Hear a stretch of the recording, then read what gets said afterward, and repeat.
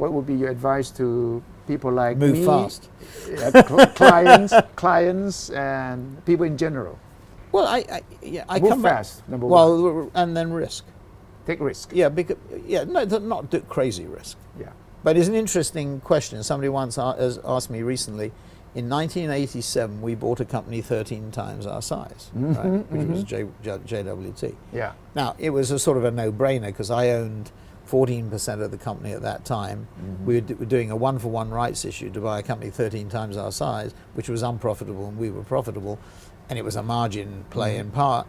But I would end up with 7% of a company that was 13 or 14 times bigger. I mean, I thought instead of staying where I am, it made sense. Now, whether I own now 1.5% of this company, whether if we could double, if we did a one-for-one rights issue and bought a company that was 13 times our size, and I was 0.75% of the, whether I would do that or not is another question. It's interesting because as you get bigger, I think you become more risk averse. Right. More conservative. Yeah, more cautious. which is wrong. Are you more cautious now? Yeah, I would think Than 13 probably I years am. ago? We concentrate on small and medium-sized acquisitions, but Yes. that's also because the market doesn't like that. But there's an interesting point here: owner-controlled companies. So, if I owned 10% of the equity and 40% of the votes, like Rupert Murdoch does, Yeah. I think I would take more risk. Right. And one of the interesting things, the interesting phenomena, is that post-Lehman, my view, and I don't have a perfect sample, but on the sample that I see companies where management and ownership are not separated. Where, take Rupert as an example, because somebody that you know well from your own industry and we know well, that he, whether it was abortive in the end, or certainly the first round was abortive with Time Warner, maybe it'll come again. You wouldn't find that in a company where the ownership and management was separated. And I think what's happened post-Lehman is because of this attitude to risk, because of the sort of thing that Christensen and Roger Martin talk about, the management of companies tend to be risk averse, too risk averse, and there is this emphasis on buyback, and if you continuously change your portfolio, get rid of the weak, and buy strong, and we don't tend to do that in WPP, because if we have a weak business, it's probably because the management is not strong enough, and so you change the management. But if you continue sort of revamp your portfolio, buy back your stock, increase the dividend, shareholders are happy. And now whether that's the true long-term, think about Valiant again, whether that's the truly successful long-term model, I don't agree. You still run the business on a day-to-day basis? Yes. Why? Detail merchant, because they used to say retail, or they say retail is detail. So no, because I think the reason is because I started it, and therefore you have my attitude is always going to be different to anybody who comes in. I'm not a manager who's been imported, or not somebody who's started it, you own it, and now you run it. Well, I own a very small piece of it. What is the percentage? 1.5%. Is that right? Yes.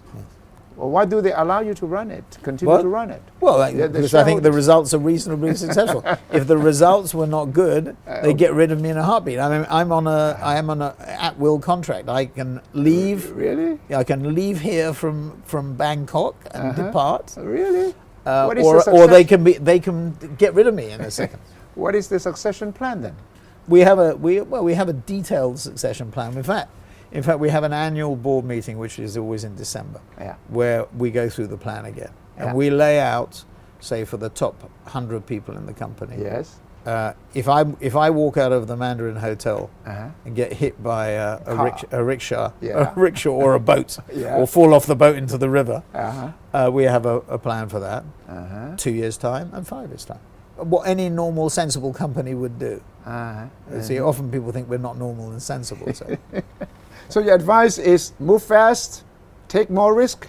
Not excessive risk. Calculated risk. Okay. Yeah. And then be paranoid. Be paranoid. Yeah, because, here today, gone tomorrow. You are not afraid of the two guys in the garage? Oh, yeah, no, I am, in the sense of, I don't know whether afraid is I'm aware of the possibility that somebody may come up with a system or an approach that will be revolutionary. And that the probability of that happening is greater today than it was 14 years ago. And the probability of it happening in 14 years' time is even greater, right? And you don't think that is a good thing? Oh, it's a good thing. From a consumer point of view, it's wonderful. Yeah, but I think life is better. I mean, people will debate this. They will say inequality is greater. But look at the hundreds of millions of people that have come out of poverty in Brazil, in Russia, in India, and in China. Do I think that inequality is a problem? Sure, it's a problem. But do I think that the middle class, lower middle class in those countries have benefited? The biggest problem is we in the West have got to get our minds around the fact that we're not going to be as relatively successful as we've been for the last 200 years. Yeah. And that this is a historical swing. So when back 200 years, China and India were dominant. People forget that, right? I remember. And you think Asia is back again? Well, I don't think Asia. Well, for over a 200-year swing, yes.